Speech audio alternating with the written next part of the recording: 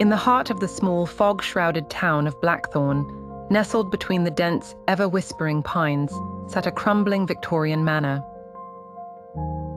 Inside this haunting house was a doll, a ragged porcelain figure with eyes that glittered unnaturally under the pitch-black night. This doll, known as Eleanora, was infamous in the town for reasons no one dared speak of openly. Lydia, an antique enthusiast, arrived in Blackthorn after her curiosity was piqued by tales of the cursed doll. Driven by a fascination with the arcane secrets of the past, she found herself at the doorstep of the Rutherford estate, the manor's off-hinged front door bemoaning her arrival with an eerie creak. "It's only a doll," she reminded herself, her voice barely a whisper against the muted air.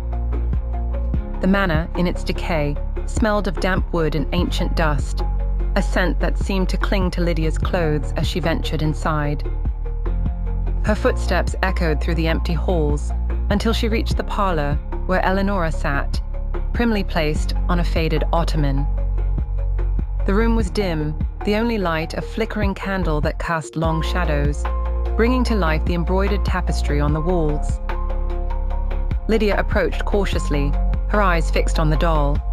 Eleanora's glassy eyes seemed to follow her, betraying a presence that sent chills down her spine.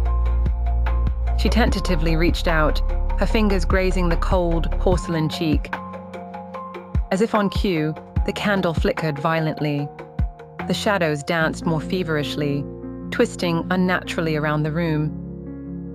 Lydia drew her hand back, startled, half expecting the doll to leap into action.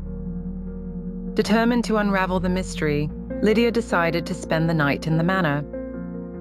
She set up a small camp in the adjacent library, where the scent of old books blended with the perfume of night jasmines creeping through the broken windows.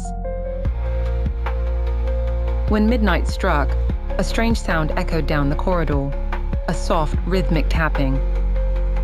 Lydia, clutching her flashlight, followed the noise.